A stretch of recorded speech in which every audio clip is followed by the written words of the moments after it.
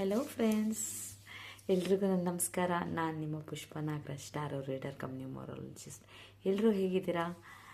ನಾನಿವತ್ತು ನಿಮಗೆ ಪರ್ಸ್ನಲ್ ಇಯರ್ನ ಹೇಗೆ ತಿಳ್ಕೊಳ್ಳೋದು ಅಂತ ಹೇಳ್ಕೊಡೋಕೆ ಬಂದಿದ್ದೀನಿ. ಲಾಸ್ಟ್ ಟೈಮ್ ನಿಮಗೆ ಆಲ್ರೆಡಿ ಡೆಸ್ಟಿನಿ ನಂಬರ್ ಹೇಗೆ ತೊಗೋಬೇಕು ಮತ್ತು ನಮ್ಮ ಪರ್ಸ್ನಾಲಿಟಿ ನಂಬರ್ನ ಹೇಗೆ ತಿಳ್ಕೊಬೇಕು ಅಂತ ಹೇಳ್ಕೊಟ್ಟಿದ್ದೆ.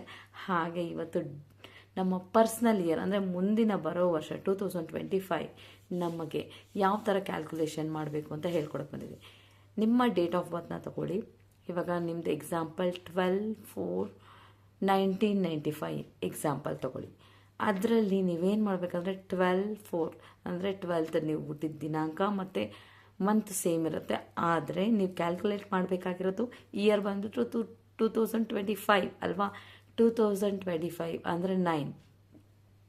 ಅದನ್ನು ಸೇರಿಸಿ ನಿಮ್ಮ ಡೇಟ್ ಆಫ್ ಬರ್ತ್ ಮತ್ತು ಮಂತನ್ನು ಕ್ಯಾಲ್ಕುಲೇಟ್ ಮಾಡಿ ಬರೋವಂಥ ಇಯರೇ ನಿಮ್ಮ ಪರ್ಸ್ನಲ್ ಇಯರ್ ಆಗಿರುತ್ತೆ. ಸೊ ನಾನೊಂದು ಮಾಡಿರೋವಂಥದ್ದನ್ನು ಒಂದು ನಿಮಗೆ ತೋರಿಸ್ತಾ ಇದ್ದೀನಿ, ಶೋ ಮಾಡ್ತಾ ಇದ್ದೀನಿ, ಕಾಣಿಸ್ತಾ ಇದೆ ಅಂದ್ಕೊತೀನಿ.